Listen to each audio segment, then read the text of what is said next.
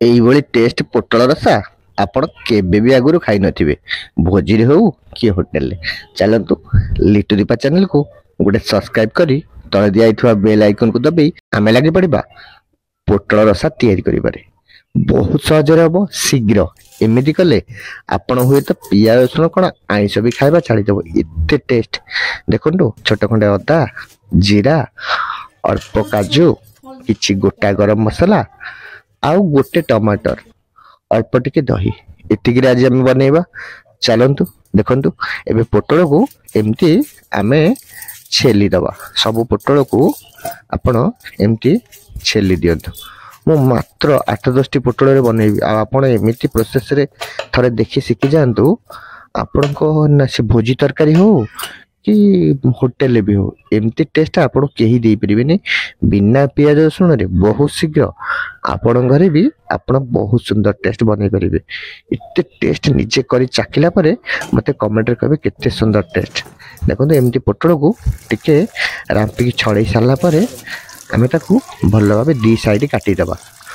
ଦୁଇ ସାଇଡ଼ କାଟି ସାରିଲା ପରେ ଏମିତି ତାକୁ ଧୋଇଦେବା, ପରିଷ୍କାରକି ଧୋଇଦେବା। ପରିଷ୍କାର ଧୋଇ ସାରିଲା ପରେ ଆମେ ତାକୁ କାଟିବା। କାଟିବାଟା ଟିକେ ଦେଖିବାକୁ ପଡ଼ିବ, ଯେମିତି ହୁଏତ ଆପଣ ଜାଣିଥିବେ ପୋଟଳ ରସାରେ ଯେମିତି କଟା ହୁଏ। ଯେଉଁ ସାଇଡ଼ରୁ କାଟିବେ ତା ଅପୋଜିଟ୍ ସାଇଡ଼ରୁ ଆଉ କାଟିବେ।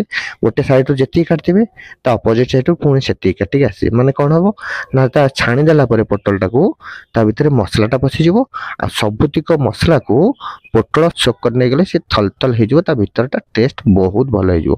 ଯେମିତି କହିବାକୁ ଗଲେ ପୋଟଳ ଭିତରେ ସବୁ ମସଲା ପଶିଯିବ, ସେମିତି ତାକୁ ସାଇଜ୍ କରି କାଟିଦେବେ। ମୁଁ ଦେଖେଇଛି ଯେମିତି ସେମିତି କାଟିବେ। ଦେଖନ୍ତୁ, ଏବେ କଢ଼େଇରେ ତେଲ ଗରମ ହେଇଗଲାଣି, ଆଉ ତେଲ ଗରମ ହେଇଗଲା ପରେ ଆମେ ପୋଟଳ ପକାଇ ଭାଜିବା। ଦେଖନ୍ତୁ, ପୋଟଳକୁ ଏମିତି ତେଲ ଟିକେ ତାତିଗଲା ପରେ ପକାଇବେ, ଆଉ ତାକୁ ଭଲ ଭାବେ ଭାଜିବେ। ପୋଟଳ ଭାଜିବା ଉପରେ ଡିପେଣ୍ଡ କରେ ବି ପୋଟଳ କେତେ ଟେଷ୍ଟ ଆସିବ। ଟିକେ ଅଧିକା ଫ୍ଲେମ୍ରେ ଭାଜିବେ। କିଛି ସମୟ ଭାଜିଲା ପରେ ଯେତେବେଳେ ଦେଖିବେ ପୋଟଳ ହେଇ ଆସିଲାଣି, ତା କଲର୍ ଟିକେ ଚେଞ୍ଜ ହେଉଛି, ଗ୍ୟାସ୍କୁ ମିଡ଼ିୟମ୍ କରିଦେବେ। ମିଡ଼ିୟମ୍ କରିକି ଭାଜିବେ। ଦେଖିବେ ଯେତେବେଳେ ପୁରା ଲାଷ୍ଟ ମୋମେଣ୍ଟରେ ପୋଟଳ ନାଲି ଆସିଲାଣି, ଆଉ ଅଳ୍ପ ସମୟ ହେବାକୁ ଥିବ, ପୁରା ଗ୍ୟାସ୍କୁ ସିମ୍ କରିଦେବେ। ସିମ୍ କରିକିରି ଆଉ ଟିକେ ଭାଜିବେ। ଭାଜିଲେ କ'ଣ ହେବ ଦେଖନ୍ତୁ, ଇଏ ବି ମିଡ଼ିୟମ୍ ଫ୍ଲେମ୍ରେ ଭଜା ହେଉଛି। ବର୍ତ୍ତମାନ ପୋଟଳ ହେଇ ଆସିଲାଣି, ଆମେ ଏହାକୁ ମିଡ଼ିୟମ୍ ଫ୍ଲେମ୍ରେ ଭାଜୁଛେ। ଯେଉଁ କହିଥିଲେ କାଟିବା ପାଇଁ, ଦେଖନ୍ତୁ ବୋଥ୍ ସାଇଡ଼୍ରୁ କାଟିଲେ ଏମିତି ଏମିତି ପୋଟଳ ସବୁ ହେଇଯିବ। ଆଉ ଆକୁ ଟିକେ କଡ଼ା କରି ଭାଜିବେ। କଡ଼ା ମାନେ ଅଧିକା ଗ୍ୟାସ୍ରେ ନୁହଁ, ଗ୍ୟାସ୍ ସ୍ଲୋ ହେଇଥିବ, ପୋଟଳ ଭଲ ଭାବେ ସିଝିବ। ଯେତେ ପୋଟଳ ସିଝିବ ସେତେ ତେଲଟାକୁ ସେ ଅବଜର୍ଭ କରିବ। କଲେ ତା ଭିତରେ ଯେମିତି ପାଣି ଶୁଖି ଯାଇଥିବ, ପୁଣି ସେ ଯେଉଁ ତେଲଟାକୁ ଅବଜର୍ଭ କରିବ, ସେ ଥଲଥଲ ହେଇଯିବ। ଖାଇବାର ଟେଷ୍ଟ ସେତେବେଳେ ଯାଇ ବଢ଼ିବ। ଦେଖନ୍ତୁ, ଏବେ ସ୍ଲୋ ଗ୍ୟାସ୍ରେ ମୁଁ ଟିକେ କମ୍ କରି ଭାଜି ସାରିଲିଣି, ଆଉ ପୋଟଳ ଆମର ଭାଜି ହେଇଗଲାଣି। ମୁଁ ଏବେ ତାକୁ ତାଳେଇ କାଢ଼ି ଦେଇଛି। ଆଉ ଗୋଟେ କଢ଼େଇ ନେଇଛି, ତେଲ ତାତିଗଲାଣି। ଟିକେ ଅଳ୍ପ ଜିରା, ଅଳ୍ପ ଗୋଟା ଗରମ ମସଲା ପକାଇକି, ଯେଉଁ ମସଲା ମୁଁ ଆକୁ ଦେଖେଇଥିଲି ଆପଣଙ୍କୁ ଗୋଟା ଗରମ ମସଲା, ସେ ସବୁ ଗୋଟା ଜିରା ଆଉ କାଜୁ, ଅଦା, ଗୋଟା ଗରମ ମସଲା, ଡାଲଚିନି, ଗୁଜୁରାତି ସବୁ ଯାହା ଥିଲା, ଏ ସବୁକୁ ଏକାଠି ମୁଁ ଗ୍ରାଇଣ୍ଡିଙ୍ଗ କରିଦେଇଛି। ଆପଣ ବି ଏମିତି କରନ୍ତୁ ଏକାଥରେ, ବହୁତ ଶୀଘ୍ରରେ ହେବ, ବହୁତ ସୁନ୍ଦର ଟେଷ୍ଟ। ଗ୍ରାଇଣ୍ଡିଙ୍ଗ କରିଦେଇକି ତାକୁ ଏ ପକାଇଛି, ଆଉ ତାକୁ ମୁଁ ଏବେ କଷୁଛି। ବହୁତ ଟେଷ୍ଟ। ଥରେ କରିକି ଦେଖନ୍ତୁ ଘରେ, ଆଉ କେମିତି ହେଲା ମୋତେ କହିବେ। ଏବେ ଟିକେ ତା ଦେଖନ୍ତୁ, ଲୁଣ ଟିକେ, ହଳଦୀ ଟିକେ, କସ୍ତୁରୀ ମେଥି ପତ୍ର ଟିକେ ମୁଁ ଏବେ ଆଡ଼୍ କରିଛି। ଆଉ ଆଡ଼୍ କରିସାରିଲା ପରେ ତାକୁ ଭଲ ଭାବେ କଷିଦେବା। ସ୍କିପ୍ କରିବେନି। ସ୍କିପ୍ କଲେ କେତେବେଳେ କ'ଣ ପଡ଼ିଲା ଦେଖିପାରିବେନି, ଯାହାଫଳରେ ଆମର ଖାଇବା ଟେଷ୍ଟ ଖରାପ ହେବ। ପୁରା ଭଲସେ ଦେଖନ୍ତୁ, ଆଉ ଖାଇବା ଟେଷ୍ଟ 100% ମୁଁ ଗ୍ୟାରେଣ୍ଟି ଦେଉଛି, ନିଶ୍ଚିତ ଭଲ ହେବ। ଇଭିନ୍ ହୋଟେଲ ଠାରୁ, ଷ୍ଟାର ହୋଟେଲ ଠାରୁ ବି ଭଲ ହେବ, ଯଦି ଆପଣ ଆଦେହରେ ଆଉ ଟିକେ ବଟର କ୍ରିମ୍ ୟୁଜ୍ କରିଦେବେ। ଦେଖନ୍ତୁ, ଏବେ ମୁଁ ଆଦେହରେ ଟିକେ ଧନିଆ ଗୁଣ୍ଡ, ଟିକେ ଜିରା ଗୁଣ୍ଡ, ଟିକେ ଲଙ୍କା ଗୁଣ୍ଡ, ଏ ତିନୋଟି ଦେଇଛି। ଏ ତିନୋଟି ଦେଇ ସାରିଲା ପରେ ଆପଣ ଟିକେ କଷିଦେବେ। ଆଉ ଟିକେ ଦେଖନ୍ତୁ, ମସଲାଟା କଷିଦେବେ ଲୋଗନ୍ ଟିକେ ଆସିଲା ପର୍ଯ୍ୟନ୍ତ। ଯେତେବେଳେ ଦେଖିବେ ମସଲାରେ ଅଳ୍ପ ପରିମାଣରେ ଲୋଗନ୍ ଆସିଗଲାଣି, ଲୋଗନ୍ ମାନେ ଯେଉଁ ତେଲ ଆମେ ଦେଇଥିବା ସେ ତେଲ ମସଲାରୁ ଉପରକୁ ଆସିବାକୁ ଲାଗିବ। ଅଳ୍ପ ଅଳ୍ପ ଫୁଟିଗଲା ପରେ ଦେଖିବେ ସେ ତେଲ ଜର୍ଜର ହେଇକି ଉପରକୁ ଆସୁଛି। ଯେତେବେଳେ ଜାଣିବେ ହେଇ ଆସିଲେ, ଏବେ ଆମେ ଦହି ଆଡ଼୍ କରିଦେବା। ଦେଖନ୍ତୁ, ମୁଁ ମାତ୍ର 4 ଚାମଚ ବସା ଦହି ଆଦେହରେ ଦେଇଛି। ବସା ଦହି ଦେଇ ସାରିଲା ପରେ ତାକୁ ଟିକେ କଷିବେ। ଆଉ ଟିକେ ଦହି ପାଣିଟା ସମ୍ପୂର୍ଣ୍ଣ ମରିବ, ଖଟା ଅଂଶଟା ପୁରା ପଳେଇବ।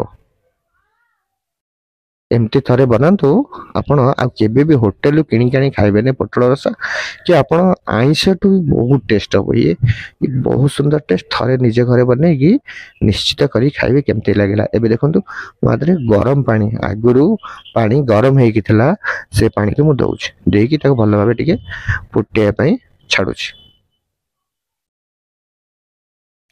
मोर एटा नुआ चैनल आपण मानको बहुत अनुरोध मो चैनल को गोटे लाइक करेंगे आ सब्सक्राइब करेंगे तले दिया बेल आइकन को निश्चित दबाइबे मोर प्रत्येक वीडियो आपण पाखे पहुंची पार मोर सब वीडियो ए खाइबा उपरे आ एंटरटेनमेंट उपरे आ किछि एडिटिंग वीडियो भी मु पकाए जहा द्वारा आपण शिखि पारिबे आमे केमिति एडिटिंग करिकि मोबाइल वीडियो पकई पार आपको भी मुझे शिखाए देखो एबे हे गलानी आदर अल्प टिके मु लुण पकईछि आ टिके अल्प हाफ स्पून माने आधा चामच रु कम चीनी पकेबे जेतु खट्टा दे दिया है अल्प टिके चीनी पकेबे से फुटी गला पर पोटल भी तादर ऐड कर देछि एमती देखिकी पोटल ऐड कर दियंतु जेतले फुटी सारिबो तादर पोटल ऐड करी पोटल को मात्र 5-7 मिनिट फुटिया पाई छाड़बे एबे तादर हम सॉक्स टमाटो सॉक्स 2 चामच मु तादर ऐड कर देछि देखो 2 चामच टमाटो सॉस टे देबे टमाटो सॉस देले टेस्ट बा आउट पड़िबो